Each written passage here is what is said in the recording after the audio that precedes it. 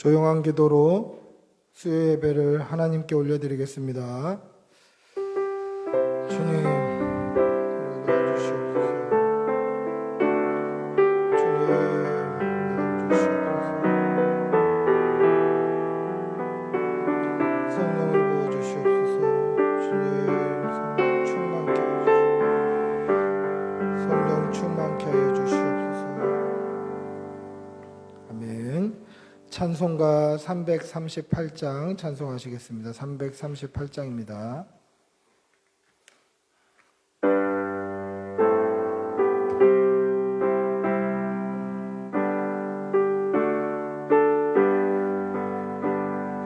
내 주를 가까이 하게 함은 십자가 짐 같은 고생이나 내 일생 소원은 늘 찬송하면서 주께도 나가기 원합니다. 내 고생하는 것 옛 야곱이 돌베개 베고 잠 갔습니다. 꿈에도 소원이 늘 찬송하면서 주께로 나가길 원합니다. 천성에 가는 길 험한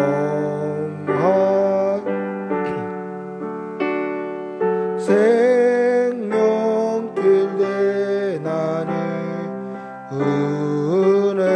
은혜로다.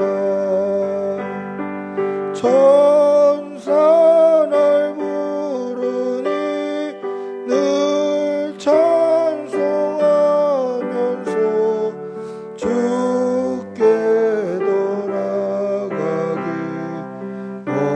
원합니다. 야곱이 잠 깨어 일어난 후 돌단을 쌓은 거 본받아서 숨질 때 되도록 늘 찬송하면서 주께도 나가기 원합니다. 아멘.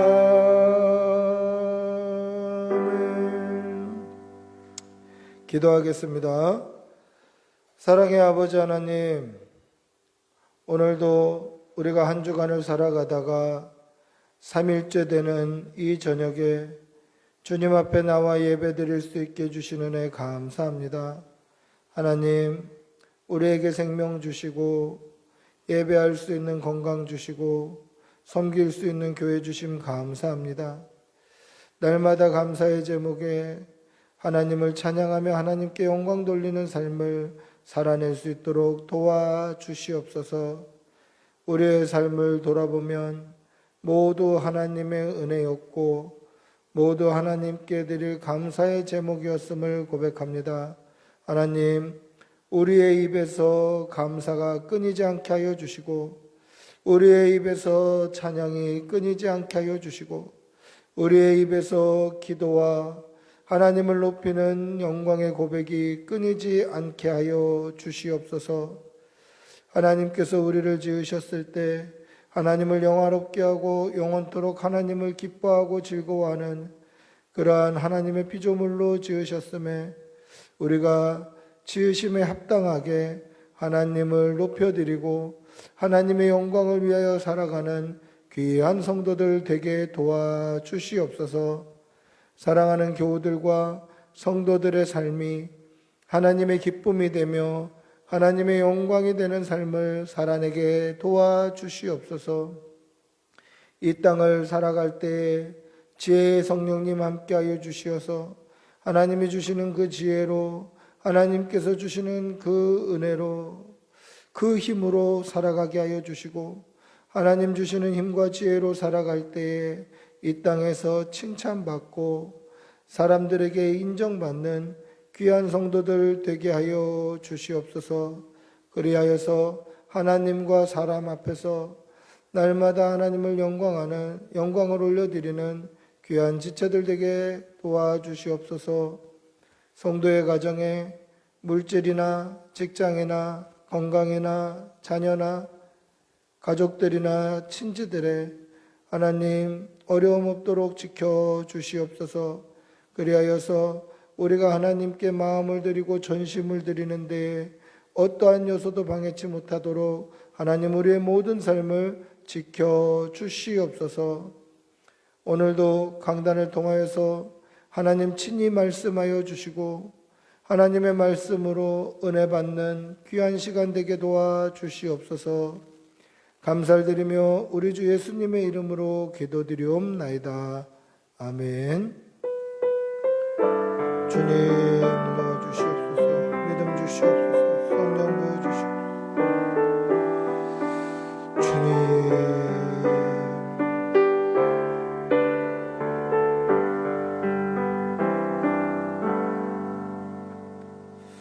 아멘.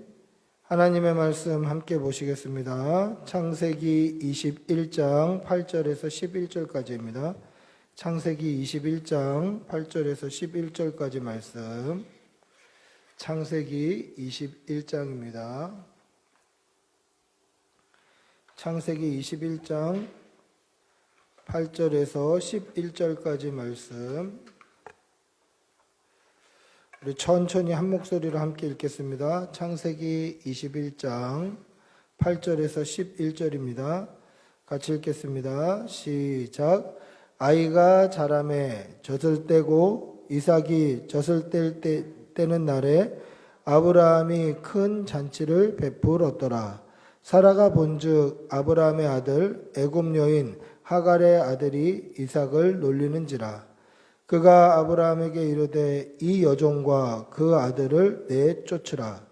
이 종의 아들은 내 아들 이삭과 함께 기업을 얻지 못하리라 하므로 아브라함이 그의 아들로 말미암아 그 일이 매우 근심이 되었더니. 아멘. 할렐루야. 오늘 우리가 읽은 창세기 21장의 내용은 그 앞에 이야기가 창세기 16장에 나옵니다. 그러니까 창세기 16장이 1부, 그리고 창세기 21장이 2부, 이런 연속극과 같이, 드라마와 같이 그렇게 연속되는 그러한 내용입니다. 창세기 16장과 21장의 내용, 오늘 우리가 읽은 본문의 내용을 이렇게 한번 요약을 해보면, 하나님께서 아브라함을 75세 때에 부르셨습니다. 그리고 하늘의 별과 같은 자손을 약속했다라는 것이죠. 근데 하늘의 별과 같은 자손은 둘째치고 75세의 그 할아버지 아브라함에게는 한 명의 자식도 없었어요. 그렇게 10년의 세월이 흐른 것입니다. 그리고 85세가 되었는데도 아직 자식이 없는 거예요. 아니 75세 그 할아버지도 나이가 많은데 10년이 흘렀는데도 하늘의 별은 고사하고 자식이 한 명도 없는 거죠. 그때 사라가 자신의 몸종 하갈을 아브라함의 첩으로 줍니다. 그래서 하갈에게로 들어가서 자식을 낳아라 라고 이야기를 하죠. 그래서 자식을 낳으려고 이제 하갈과 동침을 하여서 하갈이 임신을 하게 되는 것입니다. 근데 이 여종이 임신을 하고 나서 여주인을 멸시하는 거예요. 주인의 아이를 임신했다라고 해서 여주인을 무시하고 멸시하는 거죠. 그랬더니 당연히 사라가 화가 나지 않겠습니까? 그래서 어떻게 합니까? 학대를 합니다. 임산부를 학대를 해요. 그래서 도망쳐서 광야로 들어가는 것이죠. 그때 광야에서 하나님께서는 하갈에게 돌아가 여주인에게 복종하라라는 말씀과 더불어 네 씨를 번성케 하시겠다라는 약속을 받습니다. 그리고 1년 후에 아브라함이 86세가 되었을 때 이스마엘을 얻었습니다. 자신의 씨로 아들을 얻은 거죠. 86세가 되어서. 얼마나 기뻤겠습니까?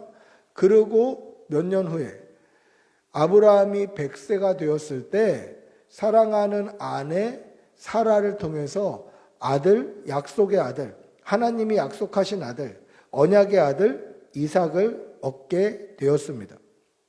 그리고 100세 때 얻은 아들 그 이삭이 젖대는 날, 젖을 때는 잔치를 크게 베푸는 거죠.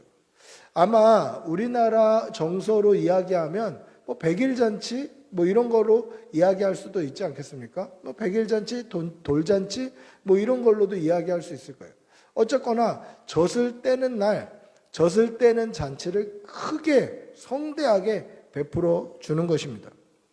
근데 이 잔치에서 이스마엘이 이삭을 놀렸어요. 옛날 성경에 보면 희롱했다라고 돼 있어요. 그냥 뭐 얼레리 꼴레리 메롱 뭐 이 정도 한 게 아니라 희롱했다라는 이 단어의 성경 사전을 보면 괴롭게 하기 위해서 놀린다라는 뜻을 내포하고 있어요. 그러니까 뭐냐면 이 젖된 아이를 괴롭힌 거예요. 이 젖된 아이를 괴롭게 만든 거예요. 괴롭히고 놀리고 뭐 이렇게 했다라는 것이죠. 여러분, 이스마엘 입장에서 한번 생각해 보십시오. 이때 이스마엘 나이가 뭐 13살 혹은 14살 아마 그때일 거예요. 13살, 14살 이 어린아이가 아버지의 사랑을 독차지했었는데 아버지가 100세 때 본부인에게서 자식이 약속의 아들이 태어난 겁니다. 그러면 이제 막 사춘기에 접어들어갈 만한 이 아이 입장에서는 어떻습니까? 나를 사랑해 주던 아버지의 사랑이 한순간 이복 동생에게로 쏠리는 거예요. 그러니까 거기에 셈이 났겠죠. 그리고 오늘 그 동생을 위한 잔치가 성대하게 벌어지고 있어요. 얼마나 속상하고 얼마나 기분이 좋지 않았겠는가 하는 거예요. 그러니까 이 아이를 괴롭히는 거예요. 뭐 쿡쿡 찌르기도 하고 때리기도 하고 뭐 어떤 모양으로든 괴롭게 하면서 놀렸겠죠. 뭐 괴롭힐 수 있어요. 우리 정서에는 애가 그럴 수 있지. 야, 애가 그럴 수 있지. 그냥 하지마, 애기한테 하지마. 뭐 이 정도로 끝낼 수 있는 범위의 놀림일 수도 있을 거예요.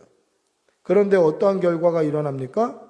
그 일을 본 사라는 아브라함에게 이 여종과 그 아들을 내쫓으라 라고 이야기합니다.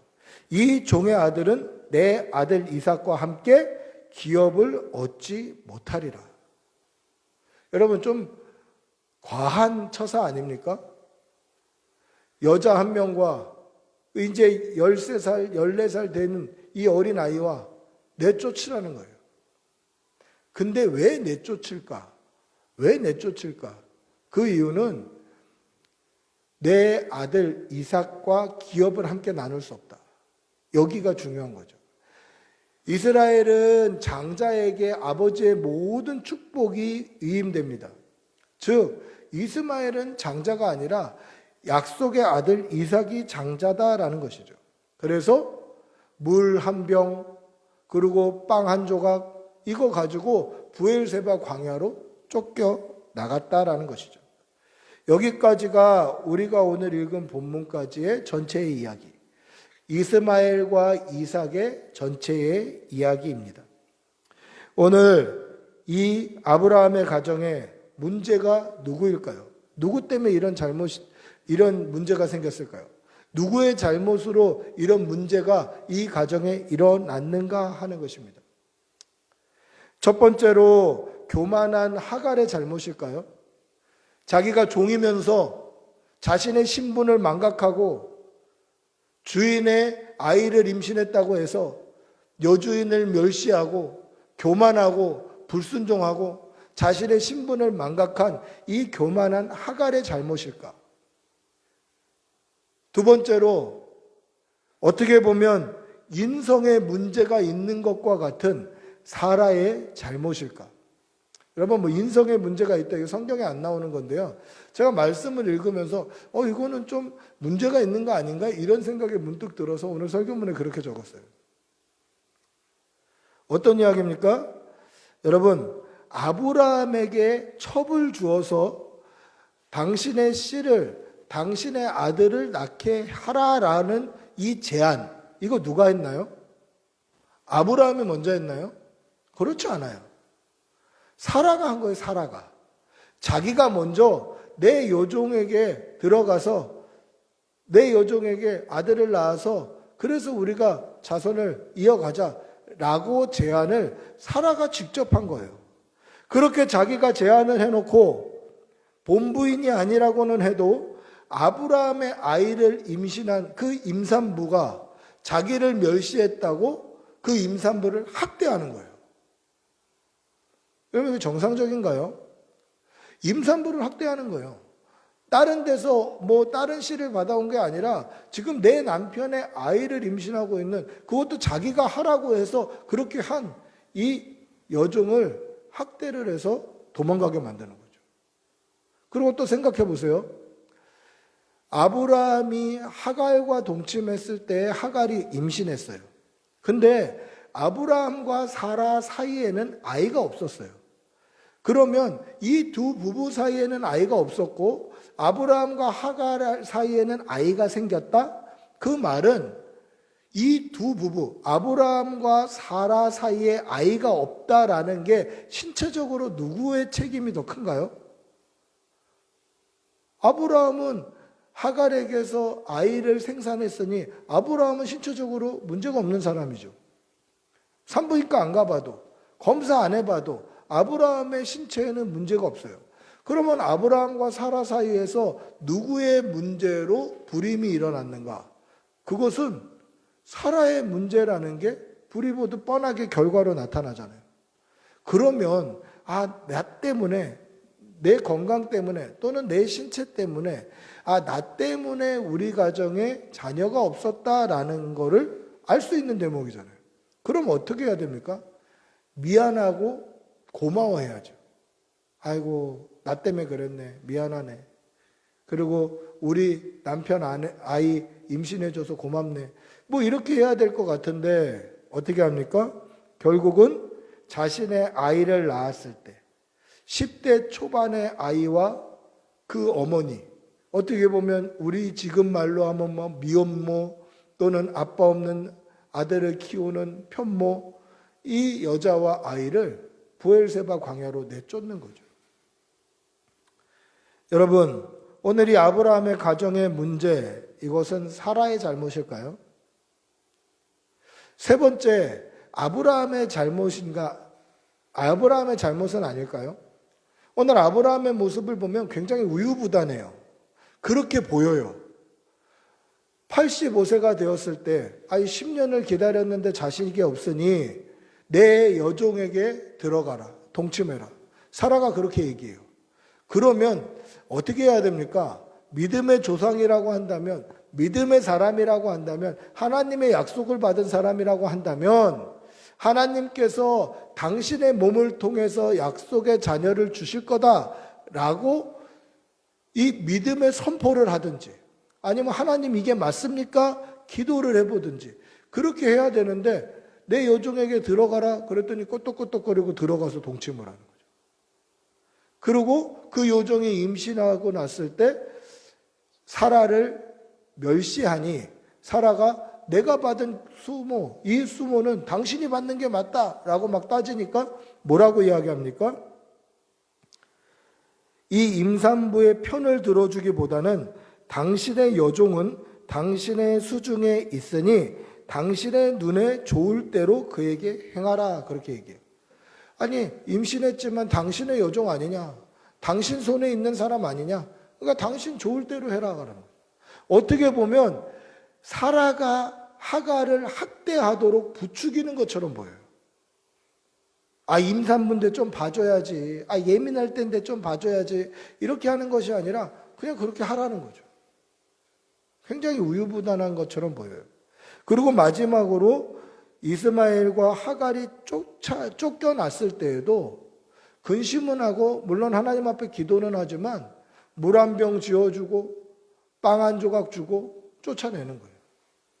어떻게 보면 사라가 이렇게 하라고 그러면 이렇게 하고, 사라가 저렇게 하라고 그러면 저렇게 하고, 사라가 쫓아내라고 그러면 쫓아내고, 사라가 못 살게 굴겠다 하면 그렇게 하라 하고, 뭐 이렇게 자기 주장이나 믿음의 선포나 기도하고 결정한 거나 이런 것 없이 그냥 우유부단하게 하라는 대로 움직이는 것처럼 보이더라는 것이죠. 그러면 오늘 보십시오. 이 가정의 문제는 가장이었던 아브라함의 우유부단한 그 잘못이 문제였을까? 여러분, 누구의 문제입니까? 아브라함의 문제인가요? 사라의 문제인가요? 하갈의 문제입니까? 누구의 문제입니까? 누구 잘못입니까? 근데 우리가 볼 때는 이 사람도 잘못한 것 같고 저 사람도 잘못한 것 같아 보이지만 성경은 누구의 잘못이라고도 이야기를 하지 않고 있다라는 거죠. 이게 중요해요. 한 가정의 가정사고, 한 가정의 문제고, 한 가정의 그 가족 구성원들 안에서 있는 잘못이고, 누구 잘못이냐, 누구의 잘잘못을 따지지 않더라는 거예요, 성경은. 여러분, 오늘 이 본문의 말씀을 아브라함 가정의 가정사다 또는 누구의 잘못인가를 따지는 이 윤리적인 접근 또는 도덕적인 접근, 이런 접근을 해서는 안 된다라는 것입니다. 만약에 오늘 읽었던 이 본문의 내용이 신문이나 잡지에 실렸다면 뭐 그렇게 얘기할 수 있죠. 이 가정 콩가루 집안이네. 이 가정 이런 문제가 있었네. 혹은 인터넷 포털 사이트에 이 이야기가 올라갔다면 이런 일이 있었네 라고 이야기할 수 있겠죠. 그런데 오늘 이 본문이 어디에 적혀져 있습니까? 하나님의 말씀, 성경에 기록되어 있어요. 이게 성경에 기록되어 있기 때문에 이 이야기를 한 사람의 가정사, 한 가족의 가족 문제, 한 사람들 누가 잘못했냐, 누가 잘했냐를 따질 수 없게 된다라는 것입니다. 이게 성경에 기록되어 있기 때문에 그렇게 잘잘못을 이야기하면 안 된다라는 것이죠. 여러분, 성경이 무엇입니까? 성경은 하나님의 말씀입니다. 근데 이 하나님의 말씀을 왜 기록해 놓았나요? 하나님의 말씀을 기록해 놓은 이유가 뭡니까? 그것은 이 말씀을 읽고 우리가 믿고 믿음으로 말미암아 구원을 받으라고 성경이 기록되어 있는 거예요. 즉 성경이 기록되어 있는 목적은 성경 말씀을 따라서 착하게 살아라, 성경 말씀을 따라서 사고치지 말아라, 성경 말씀을 따라서 선하게 살아라, 이렇게 도덕과 윤리를 강조하기 위해서 쓰여진 것이 아니라 하나님의 말씀을 읽고 믿고 마음에 믿어 의에 이르는, 마음으로 믿어 구원을 얻는, 마음으로 믿어 구원받으라고 하나님의 말씀을 주셨다라는 것이죠. 그래서 성경은 하나님의 구원의 역사, 하나님의 구속의 역사, 구속사를 담고 있다라고 이야기를 하는 거예요. 여러분, 성경을 주신 이유는 딱 한 가지예요. 저와 여러분이 구원을 받기 위해서 하나님의 말씀을 기록하고 있는 거예요. 그래서 하나님의 구원 역사의 관점으로 봐야 돼요. 성경은 하나님의 구원 역사, 하나님의 구원의 역사, 그리스도 중심으로 봐야 한다라는 것이죠. 그러면 오늘 이 본문, 이스마엘과 이삭과 그 가정의 이야기, 한 가정의 가정사처럼 보이는 이야기, 한 가족 구성원의 문제처럼 보이는 이 이야기를 어떻게 하나님의 구원 역사로 연결시킬까? 어떻게 이것을 하나님의 구속사로 연결시켜서 볼까라는 의문이 들죠. 그냥 한 가족의 문제인 것 같고 한 가정의 가정사인 것 같은데 이것을 어떻게 구속사, 하나님의 구원의 역사로 연결시킬 수 있을까? 여러분, 어떻게 연결시킬 수 있습니까? 이것은 저와 여러분이 노력할 수 없는 부분이에요. 왜냐하면 이 이야기를 구원 역사로 해석해 놓은 성경이 있기 때문에 그래요. 우리가 공부하고 우리가 노력하고 우리가 머리 싸맬 필요가 없어요. 갈라디아서 4장에 오늘 이 이야기를 하나님의 구원 역사의 관점으로 해석하고 있다라는 것이죠. 우리 한번 말씀을 찾아볼까요? 갈라디아서 4장 22절부터 23절. 갈라디아서 4장 22절부터 23절입니다.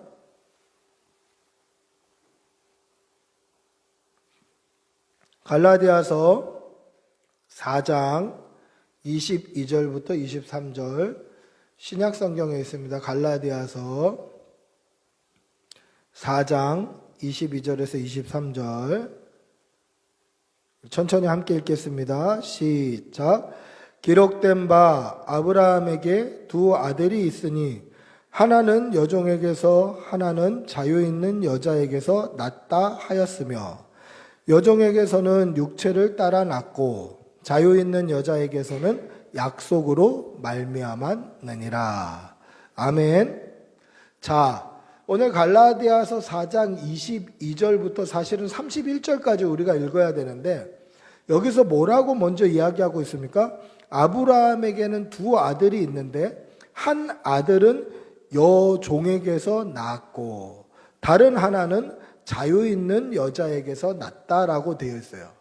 자, 종은 뭡니까? 자유가 있습니까? 없습니까? 종은 자유가 없어요. 근데 그와 반대로 자유 있는 여자와 종이 비교되고 있어요. 그러면서 우리가 읽지는 않았습니다만 24절에 보면 이런 표현이 등장합니다. 이것은 비유니, 즉 하갈과 사라의 이야기, 이스마엘과 이삭의 이야기는 비유다라는 거죠. 한 가정의 가정사가 아니라 그냥 한 가정의 도덕적인 이야기가 아니라 그것은 비유니 두 여자는 두 언약을 의미한다라고 이야기한다라는 것이죠. 그러면서 하갈은 신의 산으로부터 나왔고 사라는 오직 위에 있는 예루살렘에서 자유자를 낳은 우리의 어머니다 그렇게 이야기를 해요. 그러면서 28절에 뭐라고 이야기합니까? 형제들아 너희는 이삭과 같이 약속의 자녀다. 즉 자유자가 낳은 약속의 자녀다. 예수 그리스도를 믿는 믿음의 성도들은 자유자가 낳은 약속의 자녀다. 즉 자유자의 자녀다라는 것을 강조하고 있는 것이죠. 그러면서 뭐라고 얘기합니까? 그러나 그때에 육체를 따라 난 자가 성령을 따라 난 자를 박해한 것 같이 이제도 그러하다.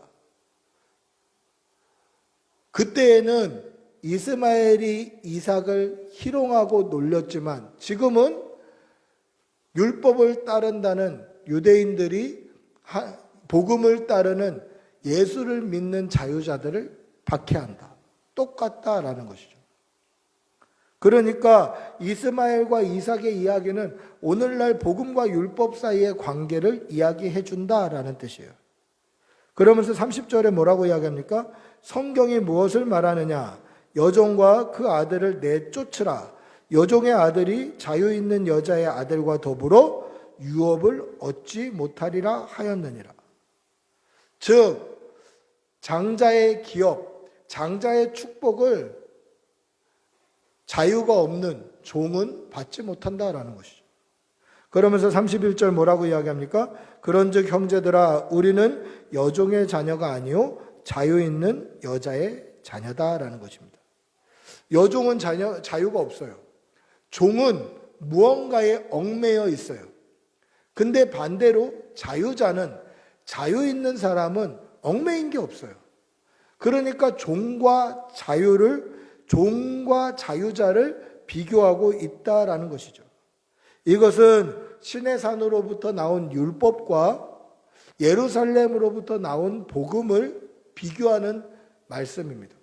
즉 이스마엘의 이야기와 이삭의 이야기는 율법과 복음의 상징이었다. 율법과 복음의 비유였다라는 것을 말씀하고 있는 것입니다. 여러분, 오늘 우리가 읽었던 창세기 21장의 이야기, 한 가정의 가정사처럼 보이고 어떻게 보면 도덕적으로 어떻게 보면 인간적으로, 어떻게 보면 윤리적으로 누가 잘했냐, 누가 잘못했냐를 따져야 될 것처럼 보이지만 잘잘못을 따지는 그러한 성경이 아니라 이스마엘과 이삭의 이야기를 통해서 율법과 복음을 설명하고 있는 것이다라는 것이죠. 율법과 복음의 비유일 뿐이다라는 것입니다. 여러분, 바울 사도가 갈라디아서에서 강조하는 게 무엇입니까? 갈라디아서를 보면 바울 사도가 굉장히 조심하면서 강조하는 부분이 있어요. 그게 뭐냐면 율법으로는 구원을 얻지 못한다라는 것을 굉장히 강조합니다. 율법을 지키는 삶, 그 율법을 지키는, 율법에 매여서 율법대로 아무리 살아도 그 율법이 우리를 깨끗게 하지 못한다라는 것을 굉장히 조심스러우면서도 강하게 강조합니다. 그러면서 율법이 우리를 깨끗게 하지 못하니 예수 그리스도의 십자가 복음으로 말미암아 우리가 죄 씻음을 받고 의로운 하나님의 자녀가 되어야 된다는 것을 강조하고 있어요. 즉 율법에 얽매이지 말고 복음으로 자유로워지라는 것을 강조하고 있다라는 것입니다. 즉 이 두 여인에게서 난 두 아들, 이 두 아들이 율법으로 탄생한 종과 복음으로 탄생한 자유자를 상징한다라는 것이죠. 즉 예수 그리스도의 복음이 선포되었음에도 불구하고 누구든지 죄가 있으면 예수 그리스도의 보혈을 믿는 믿음만 있으면 보혈로 죄 씻음을 받는다. 그래서 하나님을 아버지라고 부를 수 있는 자유자가 된다. 의로운 백성이 된다라는 복음이 선포되어 있음에도 불구하고 율법에 매여서 이 율법이 나를 구원하는 것처럼, 율법이 나를 뭔가 내 죄를 깨끗게 하는 것처럼 이 율법에 매여서 종처럼 살아가는 사람들이 바로 유대인들이었고, 예수 그리스도의 십자가를 믿음으로 말미암아 하나님께 아바 아버지라고 부를 수 있는 자유자가 된 사람들이 바로 복음을 믿는 사람들이었다라는 것이죠. 율법에 얽매이지 않고 복음으로 말미암아 자유를 얻은 사람들, 이 사람들이 바로 자유자다. 즉 이삭은 이 복음을 믿는 사람들의 상징이다라는 것이죠. 따라서 이스라엘 백성들이 복음을 믿는 그리스도인들을 박해하고 있는 이 갈라디아서가 쓰여졌던 이 당시의 현실은 율법의 자녀인 이스마엘이 약속의 아들인 자유자인 이삭을 희롱하고 놀리고 괴롭힌 것과 같다라는 것입니다. 창세기 21장은 한 가정의 문제도 아니고 누구의 잘못도 아니라 율법과 복음을 설명하기 위한 하나님의 비유의 말씀이었다라는 것이죠. 여러분, 이 사실을 믿으시기를 바랍니다. 하나님의 말씀은 하나님께서 우리를 어떻게 구원하실지, 이 성경은 하나님께서 우리를 어떻게 구원하실지 구원의 역사가 쓰여져 있는 그러한 말씀입니다. 따라서 성경을 따라서 내가 선하게 살아야지, 하나님의 말씀대로 내가 착하게 살아야지, 하나님의 말씀대로 내가 죽어라고 다 이것을 잘 지켜야지, 이렇게 사는 것이 아니라 이 하나님의 말씀을 믿음으로 말미암아 내 죄가 있다 할지라도 죄가 깨끗함을 얻고, 하나님의 말씀을 믿음으로 말미암아 내가 구원을 얻는다, 나는 자유인이다, 나는 하나님의 자녀다, 나는 그리스도인이다 라는 것으로 기뻐해야 한다라는 것입니다. 따라서 하나님의 말씀을 읽을 때에는 우리는 하나님의 구원의 역사의 관점, 그리스도의 구원의 역사의 관점으로 하나님의 말씀을 보아야 한다라는 것이죠. 따라서 우리가 읽었던 오늘 본문, 이 아브라함의 가정의 문제는 한 가정의 문제도 아니고 한 가정사도 아니고 누구의 잘잘못을 따져야 되는 윤리적인 이야기가 아니라 오직 구원의 역사 안에 있는 그러한 말씀이다라는 것입니다. 우리를 구원하시기 위해서 이 구원의 은혜로 가득한 이 하나님의 말씀을 날마다 믿는 그러한 성도들이 되시기를 축복하고 기도합니다. 우리 한번 같이 기도하겠습니다. 우리 같이 기도할 때에 하나님의 구원의 역사, 예수 그리스도의 복음으로 말미암아 자유롭게 된 이 귀한 은혜를 우리가 잊지 말게 하여 주시고 날마다 말씀을 가까이 하고 말씀으로 승리하는 주의 백성들이 되게 하여 주시옵소서. 우리 주님의 이름 한번 부르고 같이 기도하겠습니다. 주님 인도하여 주시옵소서. 믿음으로 살아내는 주의 백성들 되게 도와주시옵소서. 성령의 인도하심으로 살아내는 주의 백성들이 다 되게 하여 주시옵소서. 성령으로 믿음으로 살게 하여 주시옵소서. 주님 도와주시옵소서. 주님 성령을 보내주시옵소서. 주님 믿음으로 살게 하여 주시옵소서. 주님 인도하여 주시옵소서. 아버지 주님을 함께 하여 주시고 그 구원의 은혜를 날마다 깨닫게 하여 주시고 믿음으로 살아가는 주의 백성들이 다 되게 도와주시고 주님 도와주시옵소서.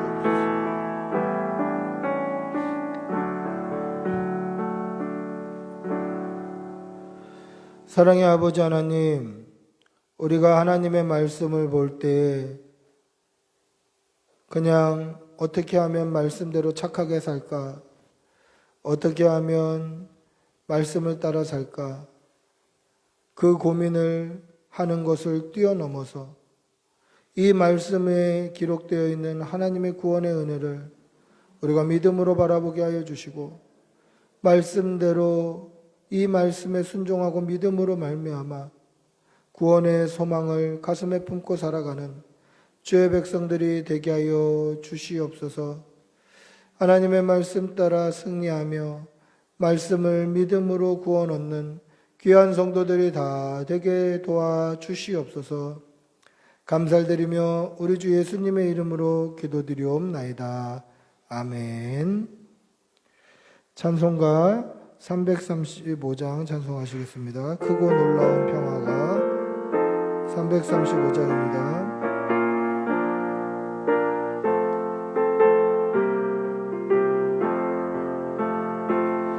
크고 놀라운 평화가 내게 있네.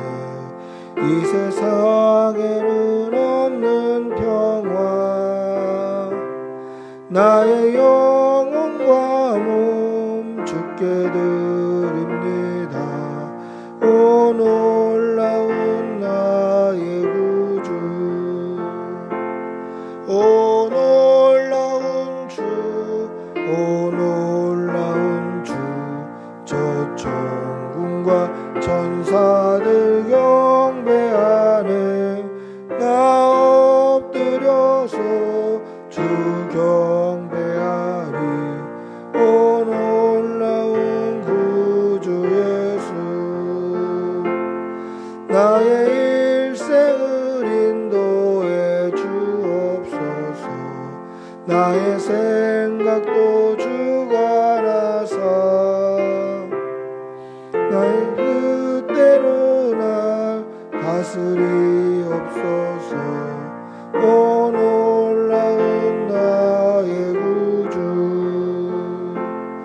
오 놀라운 주. 오 놀라운 주. 저 천군과 천사들 경배하네. 나 엎드려서 주 경배하리. 오 놀라운 구주 예수.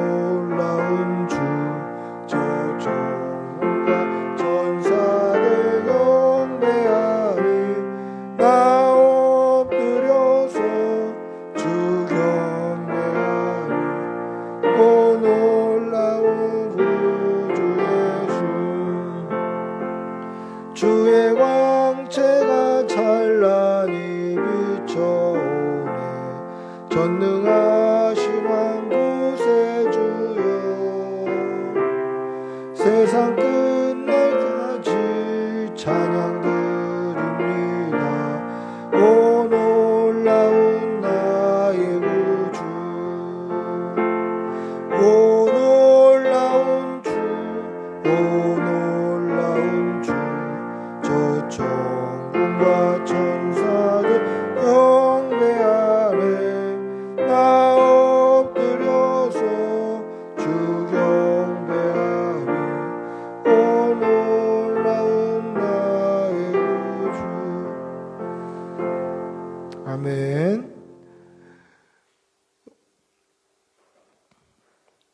우리 주님 가르쳐 주신 기도로 수요 예배를 마치겠습니다. 하늘에 계신 우리 아버지여 이름이 거룩히 여김을 받으시오며 나라가 임하시오며 뜻이 하늘에서 이루어진 것 같이 땅에서도 이루어지이다. 오늘 우리에게 일용할 양식을 주시옵고 우리가 우리에게 죄 지은 자를 사하여 준 것 같이 우리 죄를 사하여 주시옵고 우리를 시험에 들게 하지 마시옵고 다만 악에서 구하시옵소서. 나라와 권세와 영광의 아버지께 영원히 있사옵나이다. 아멘. 주님 성령을 부어주시옵소서. 주님